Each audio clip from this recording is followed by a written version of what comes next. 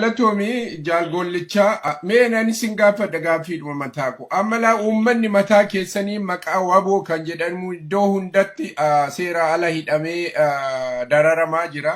Isin maafi harka kennitanii hin galle? Oromoo silaa mootummaa Oromootu aangoorra jira. Isin maaf harka kennitanii hin galle?